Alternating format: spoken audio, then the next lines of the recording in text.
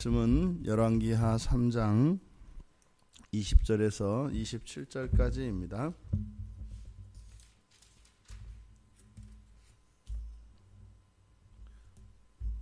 우리 같이 한 목소리로 함께 읽겠습니다.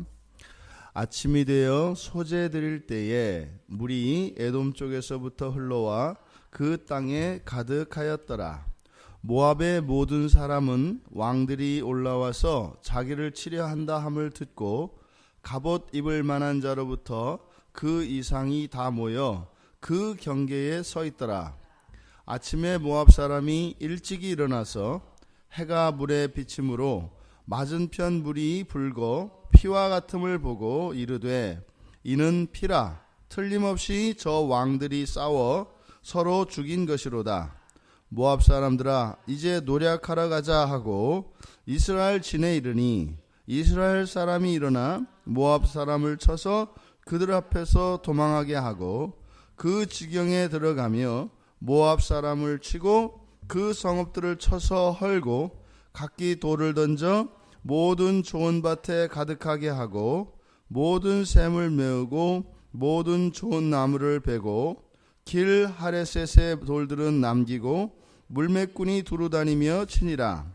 모압 왕이 전세가 극렬하여 당하기 어려움을 보고 칼찬 군사 700명을 거느리고 돌파하여 지나서 에돔 왕에게로 가고자 하되 가지 못하고 이에 자기 왕위를 이어 왕이 될 마다들을 내려와 성 위에서 번제를 드린지라.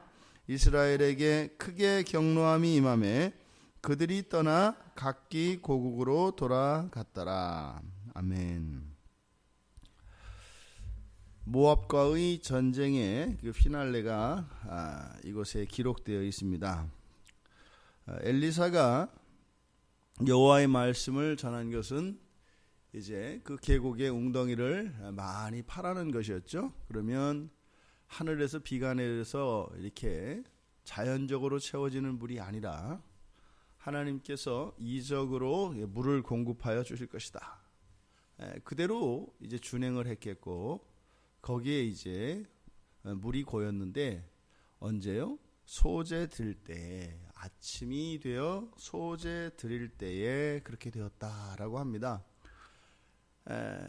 구약에서 드리는 제사, 그것은 형식적인 의미에 있어서는 신약 시대에 드리는 예배와 같습니다. 하지만 그 내용과 그 형식에 있어서는, 그 절차에 있어서는 다르지요. 캐톨릭에서 하는 그거는 이제 제사지요. 우리 개신교에서 하는 것은 예배를 드리고 캐톨릭에서는 제사를 드립니다. 그들은 이제 구약의 그 전통을 그대로 이어서, 그러니까 캐톨릭에 있는 성직자들은 제사장의 역할을 하는 사람들이고 이 개신교의 목사들은 말 그대로 신약교회에서의 목자의 역할, 목사의 역할을 하는 사람들이죠. 지금 여기서 소제를 드리고 있는 이 장면, 그 장면은 바로 앞에서 예언하였던 그 엘리사의 그 예언과 이 소제를 드리는 이 자리에서 하나님의 말씀의 역사가 일어납니다. 그건 지금도 마찬가지입니다. 우리가 개인적으로 성경을 보고 기도하며 얼마든지 경건의 시간을 통해서 하나님의 은혜를 경험할 수 있습니다. 그런데 그것과 구별되어지는 것이 바로 예배의 시간에 있습니다. 그러니까 예배는 굉장히 벅차고 감동스러운 것이고 우리들에게 절대적으로 필요한 것이 예배입니다. 마치 이 계곡에서 목이 말라서 식수가 없어서 오히려 전쟁을 포기하고 돌아서야 될 형편에 있는 이스라엘과 남유다와 에돔의 이 연합군대의 형편과 같은 것이 우리들입니다. 우리의 삶이 우리의 싸움의 자리이고 우리에게는 절대적인 이 은혜, 절대적인 이 식수가 필요한 것이죠. 그래서 어떻게 해요? 아침에 소제를 드리고 있는 것입니다. 그때 하나님의 은혜가 임했습니다. 그때 그 땅에 물이 가득하였다. 오늘날 우리가 예배의 그 의미와 가치를 잃어버리고 살기 때문에 하지 않아도 되는, 또 우리가 할 수 있는, 하지만 하지 못하는 이러한 모순적인 삶을 살아가고 있는 것이 오늘날 우리들의 형편입니다. 그래서 많은 분들이 예배의 회복을 외치고 온전한 예배자가 되는 것을 강조하는 이유가 바로 지금 오늘 본문에서와 같이 소재 드릴 때 임하는 하나님의 특별한 은혜, 그것을 회복하고자 하는 것이죠. 그런데 이렇게 임하는, 이 땅에 임하는 그 하늘의 은혜, 하나님의 은혜는 이중적인 의미를 갖습니다. 그러니까 이스라엘 사람들에게 갖는 의미와 모압 사람들이 가지는 의미는 완전히 다릅니다. 정반대이죠. 이스라엘 사람들이 소재 드릴 때 물이 흘러와 파놓았던 웅덩이에 물이 가득 차서 계곡에 물이 가득 찬 것 같았다라고 합니다. 이때 이스라엘 백성은 어떻게 했어요? 사기가 충천합니다. 여호와께서 함께 하시는구나. 그리고 비록 그 왕은 깨닫지 못했을지라도 그 병사 가운데 신실한 백성들이 있지 않겠어요? 그 백성들은 깨달았겠죠. 우리가 전쟁을 시작하기 전에 하나님께 제사도 안 드리고 여호와의 뜻은 당연히 물어봤을 거라고 생각을 했을 테니까 그렇게 하고 와서 마음이 찜찜했는데 여기서 제사를 드리니까 이제서야 이제 하나님께 마음이 편안하다. 이제는 하나님이 함께 하실 거야 라고 하는 이런 확신이 이렇게 있지 않았겠습니까? 그러니까 굉장히 감동스러운 장면입니다. 그러니까 여호와께서 함께 하신다. 이 표징을 통해서 믿음의 백성들은 그것을 확인하게 됩니다. 자, 그런데 지금 이렇게 사기가 충천해 있는 이스라엘, 근데 이제 반대편에 모압이 있습니다.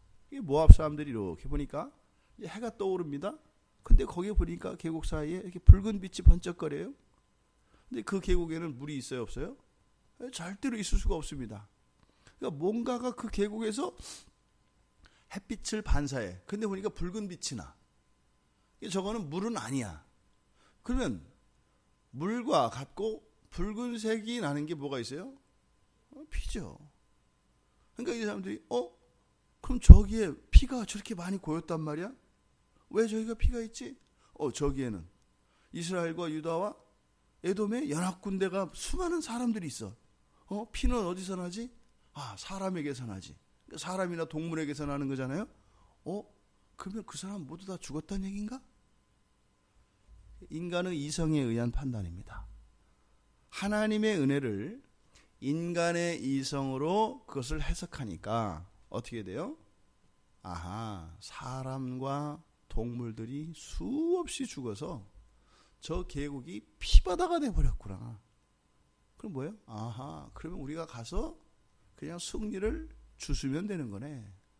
모압 사람은 이렇게 생각한 겁니다. 그러니까 이스라엘 백성들은 이스라엘의 승리를 확신했고 모압 사람은 모압의 승리를 확신했습니다.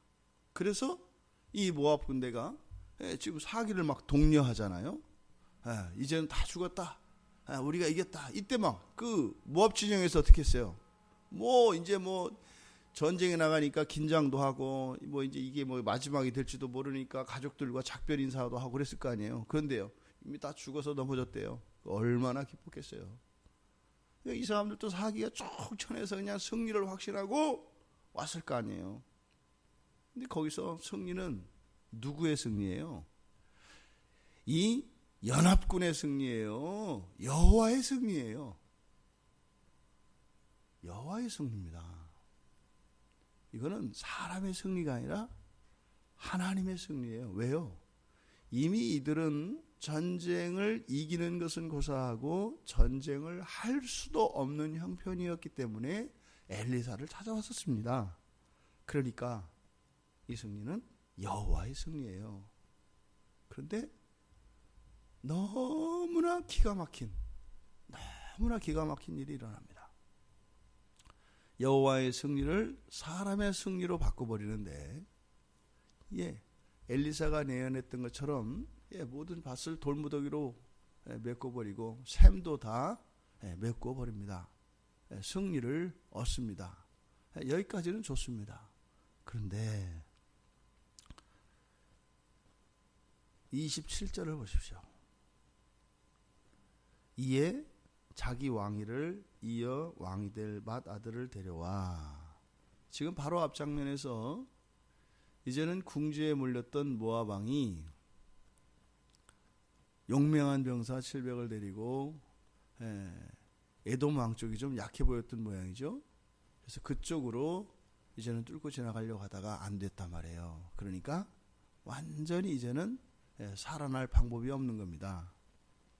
그때 이 모압 왕이 선택했던 것은 바로 뭐였어요? 인신제사였습니다. 그러니까 지금 황태자죠. 왕위를 계승하게 될 황태자를 데려다가 성 위에서 그러니까 보고 있는 겁니다. 이쪽에서 보이는 거죠. 보이는 곳에 번제를 드려요. 인신제사는 우상을 섬기는 이런 사람들에게 있어서는 신께 드리는 가장 큰 헌신입니다. 그러니까 이것을 그냥 단지 비인도적이다, 잔인하다, 사랑이 없다 이런 게 아니에요.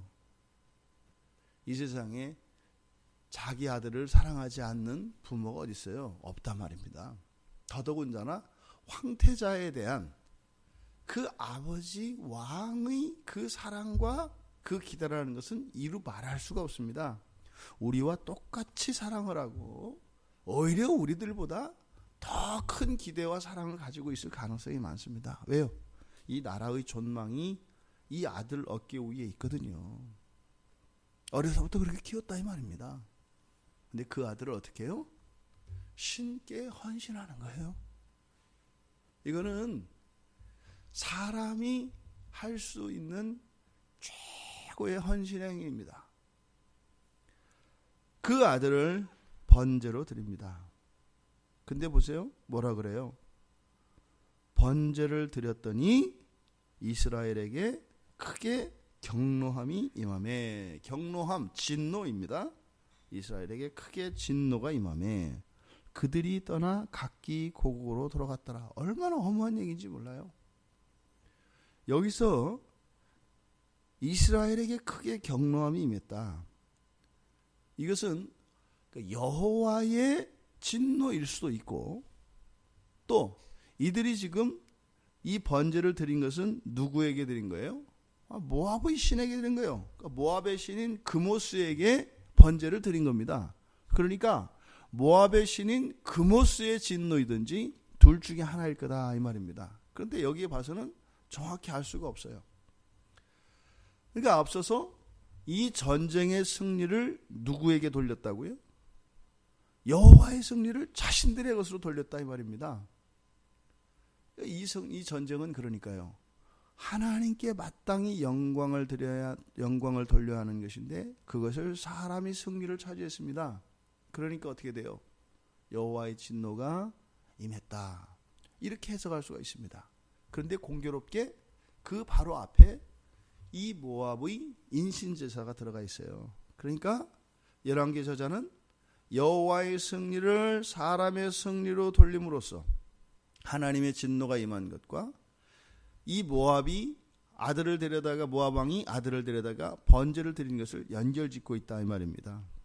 그러니까 모압의 사람들의 입장에서 보았을 때는 어떻게 된 거예요? 그모스의 승리가 되어버리는 거죠. 지금 여기에는 그러니까 신들의 전쟁으로 나타나는데 먼저 이 계곡에 물이 임함으로써 여호와의 승리의 근거가 됩니다. 근데 뒤에서 이 인신제사를 드림으로써 이것이 모압 사람들에게 그모스 신의 승리로 받아들여진다 이 말입니다. 지금 여기서 이스라엘 백성이 달아나는 이 장면을 보십시오. 전쟁을 다 이겼단 말이에요. 그런데 그것을 보고 겁을 먹고 떠났다라는 겁니다. 왜 그랬을까요? 맨 앞에 20절에서 이스라엘이 하나님께 드린 제사는 뭐였어요? 소제였습니다. 소제는 5가지 제사의 종류 가운데 가장 간단한 제사죠. 곡식을 가지고 드리는 아주 간단한 제사입니다. 그런데 이들이 드린 제사는 뭐예요? 인간이 하나님께 할 수 있는 가장 큰 제사를 드렸습니다. 그러니까 이스라엘 백성들이 볼 때 우리의 제사와 저들의 제사가 비교가 돼야 안 돼요? 상대가 안 돼요. 그러니까 우리가 한 짓이 있어서 알아서 도망갔다 이 말이에요. 이들의 지금 판단의 중심이 여호와 하나님이 아니라 우리가 되었을 때, 오히려 계곡에 있을 때의 상황보다 지금은 전쟁을 이기고 난 뒤입니다. 그런데 오히려 여기에서 무엇을 봐요? 죽음과 패배를 본다 이 말입니다. 이긴 상황에서, 계곡에서 아직 싸우기도 전에 하나님이 함께 하신 것을 보고 여호와를 보았을 때 승리를 보았던 그들입니다. 그래서 물밀듯이 쳐들어가서 모압을 점령했습니다. 싸움을 다 싸우고 난 뒤에 이들의 시선이 여호와에게서 자신들에게로 돌아섰습니다. 그랬더니 이제는 거기에 패배와 죽음이 보이더라 이 말입니다. 사람이 중심이 되어서는 안 됩니다. 상황과 나를 가지고 무엇을 판단하려고 하는 이 시도가 얼마나 어리석은 것인가 하는 것을 보여줍니다. 우리들의 삶을 돌아봅시다. 언제나 우리의 모든 판단과 모든 기대와 모든 것의 중심은 바로 우리의 주인 되시는 예수 그리스도여야 합니다. 예수 그리스도만이 유일한 우리의 판단이고, 예수 그리스도만이 유일한 우리의 인생의 의미이고 가치이고 소망인 것입니다. 오히려 절망해야 될 상황에서 하나님을 바라보고 승리를 확신하며 소망을 가졌던 이 장면과 모든 것을 다 가지고 승리를 손에 거머쥐었음에도 불구하고 내가 중심이 되고 사람의 행위가 중심이 되었을 때 이들이 겪게 되었던 말도 안 되는 이러한 패배감과 절망과 두려움, 이것은 환경에 있는 것이 아니라 우리의 마음의 중심이 어디에 있는가에 따라 달라진다는 것입니다. 우리 평생의 삶 속에 이 연합군이 저질렀던 이런 실수가 없기를 바랍니다. 오늘 우리의 삶 속에서도, 우리가 살아가야 할 인생에 있어서도 바로 그 승리의 근거가 되고 힘이 되고 소망이 되는 것은 오직 우리를 구원하신 예수 그리스도이십니다. 그 예수 그리스도를 믿는 믿음으로 이 한날 계곡에서조차 승리를 확신할 수 있었던 그 이스라엘의 사기와 소망과 확신이 우리 모두에게 가득 채워지길 주님의 이름으로 축원합니다. 하나님, 아침이 되어 소제 드릴 때에 여호와의 말씀이 성취되었습니다. 저희들의 삶 속에 늘 하나님의 그 은혜를 붙들고 하나님을 따라 살아가는 저희들이 될 수 있게 하여 주셔서 사람과 환경으로 인하여 하나님의 은혜를 떠나 어리석은 자리로 가지 않도록 도와주시옵소서. 감사하며 예수님의 이름으로 기도드리옵나이다. 아멘.